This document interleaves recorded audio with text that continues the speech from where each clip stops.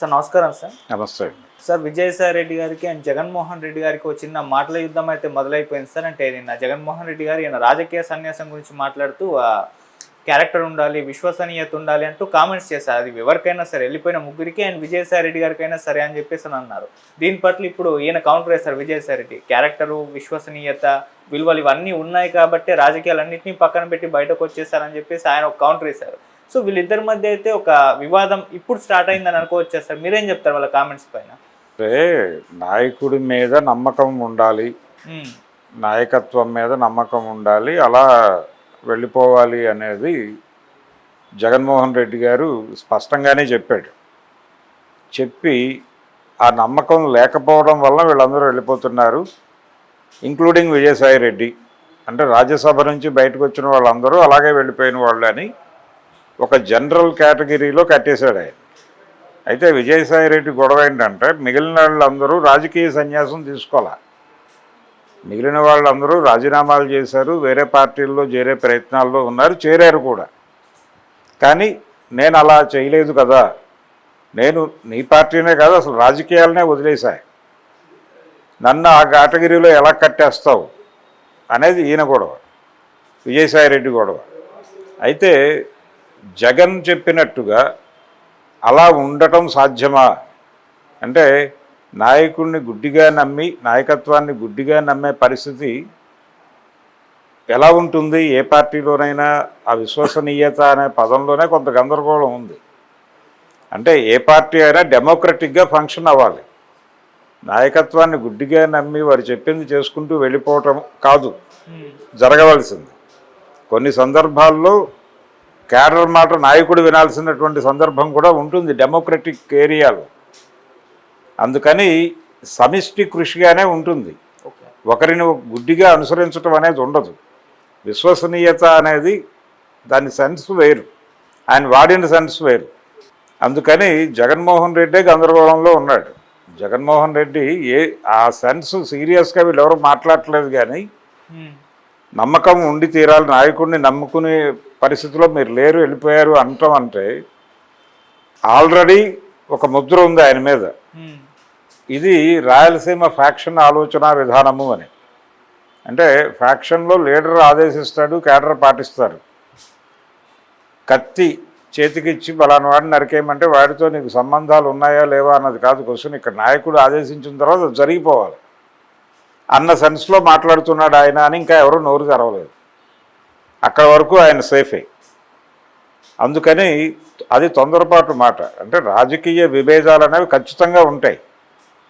ఎందుకుంటాయంటే different, అంటే ఒపీనియన్స్లో తేడాలు ఉండటం అనేది డెమోక్రటిక్ నేచర్, ప్రజాస్వామ్యం అంగీకరించేది. అది నువ్వు ప్రజాస్వామ్యాన్ని అంగీకరిస్తే డిఫరెంట్ ఆఫ్ ఒపీనియన్ ఉంటుందని కూడా చెప్పాలి, నువ్వు అర్థం చేసుకోవాలి, మాట్లాడాలి.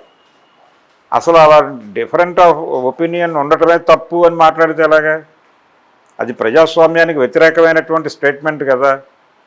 నిన్ను గుడ్డిగా ఎందుకు అనుసరించాలి? వాళ్ళు వెళ్ళిపోతారు, నువ్వు నచ్చకపోతే వెళ్ళిపోతారు. వెళ్ళిపోయే వాతావరణం నీ పార్టీలో ఉండాలి. అలాగే వెళ్ళిన వాళ్ళు తిరిగి వచ్చే వాతావరణం కూడా నీ పార్టీలో ఉండాలి. గుడ్డిగా నమ్ముకుంటూ వెళ్ళిపోవటం అనేది విశ్వసనీయత అనే పదం వాడిన ఇది కాంటెక్స్ట్ కరెక్ట్ కాదు జగన్మోహన్ రెడ్డి. అందుకని ఆ ఆర్గ్యుమెంట్లో విజయసాయి రెడ్డికే కొంత ఓటేయచ్చు. అంటే తన మీద కేసులు పెడతారనే భయంతో పార్టీని వదిలి వెళ్ళిపోయాడని చెప్పి ఆల్రెడీ మాట్లాడుతున్నారు. అంటే రకరకాల కాకినాడ సజ్జు కూడా ఉంది అక్కడ. అలాగే కొన్ని భూములు అంటే అక్కడ కొంతమందిని వెకేట్ చేయించాడు ఈయనే వాంటెడ్గా, వైసీపీ అధికారంలో ఉండగా ఈయన హ్యాండ్ ఓవర్ చేసుకోవటానికి. అలాగే వీరి వియ్యంకుడికి ఒక ఫార్మా దుకాణం ఉంది, దానికి ఫేవర్ చేయటానికి ఈయన ఏదో కొంతమందిని బెదిరించాడని ఇలా రకరకాల ఎలిగేషన్స్ ఆయన మీద ఉన్నాయి. ఈ ఎలిగేషన్స్ వలన ఆయన కేసులు పెడితే ఏంటి పరిస్థితి అనే ఉద్దేశంతో ఆయన పార్టీ నుంచి బయటకు వచ్చేయాలనుకున్నాడు. బయట కూడా ఏ పార్టీలోకి వెళ్ళే పరిస్థితి లేదు కాబట్టి, ఎవరు ఈయన్ని స్వీకరించడానికి సిద్ధంగా లేరు కాబట్టి రాజకీయ సన్యాసం అని మాట్లాడుతున్నాడు అనేది ఆల్రెడీ ప్రపంచం మాట్లాడుతోంది. వెళ్ళిపోవచ్చు కూడా. ఇప్పుడు ఆయన మీద అందరూ ఉండాలనే ఉంది. ఆ రోజున ఉన్న వాళ్ళు అందరూ ఉన్నారో జగన్తో పార్టీ ప్రారంభించడానికంటే ముందు వైఎస్ రాజశేఖర రెడ్డి గారు మరణించి ఎవరిని ముఖ్యమంత్రిని చేయాలి అనుకుంటున్నటువంటి దశలో ఇంకా జాతీయ పార్టీ నుంచి ఏ నిర్ణయము రాకముందు ఇక్కడ సంతకాల సేకరణ జరిగింది. అది ఓపెన్గా జరిగిన వ్యవహారమే, దానిలో ఎవరు మసిబూసి మారేడికాయ చేసే వ్యవహారం కాదు. సంతకాల సేకరణ జరిగింది. ఆ సంతకాల సేకరణలో చాలామంది ఎమ్మెల్యేలు సంతకాలు పెట్టారు.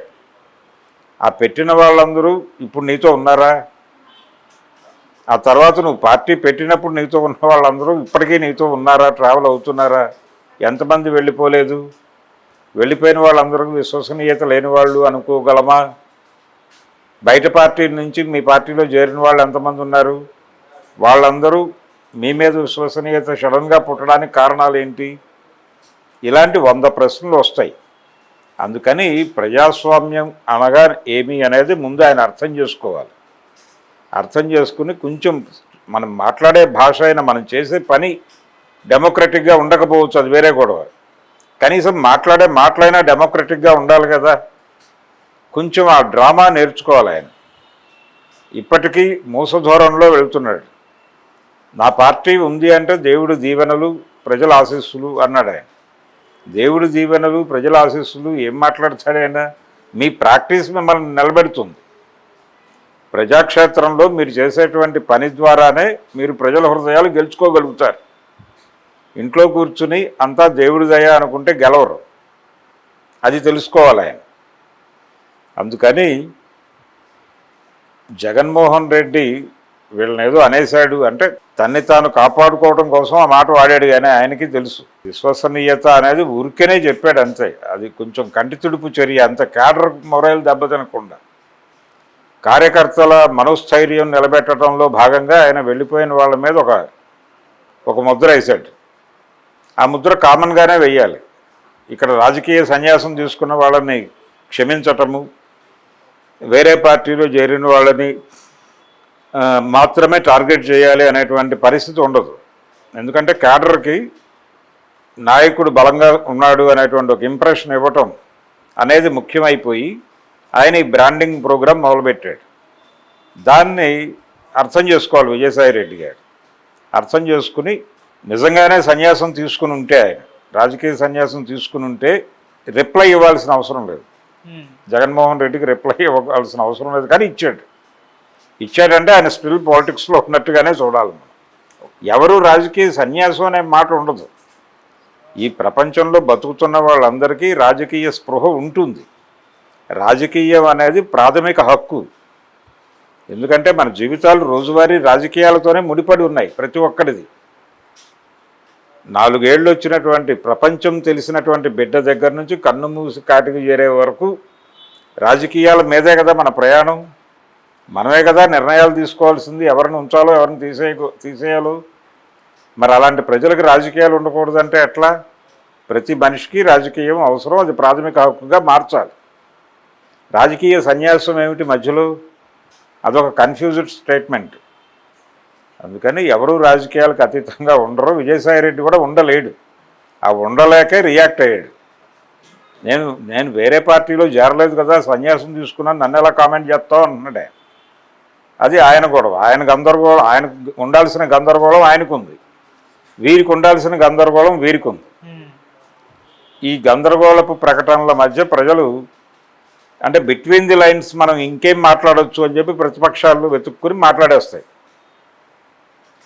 ఆయన విశ్వసనీయత లేదు అన్నాడు కాబట్టి ఏదో అక్కడ దారుణమైన హామీ ఏదో చేసి వచ్చేసాడు బయటికి అనే కాంటాక్ట్స్ తీసుకుని ఆల్రెడీ మాట్లాడేస్తున్నారు కొంతమంది.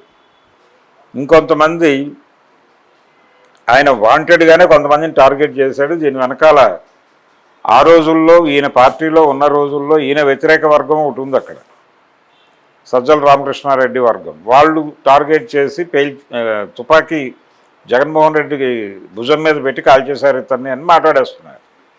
ఎవరి లెవెల్లో వాళ్ళు స్టోరీలు అల్లేస్తున్నారు. కానీ ఇద్దరిలోనూ డొల్లతనం ఉంది. విజయసాయి రెడ్డిలోనూ డొల్లతనం ఉంది, వారిలోనూ డొల్లతనం ఉంది. ప్రజలు అంటే ఈ రోజుకే ఆయన మాట్లాడాల్సింది తప్ప మాట్లాడకూడనివన్నీ మాట్లాడుతున్నాడు జగన్మోహన్ రెడ్డి.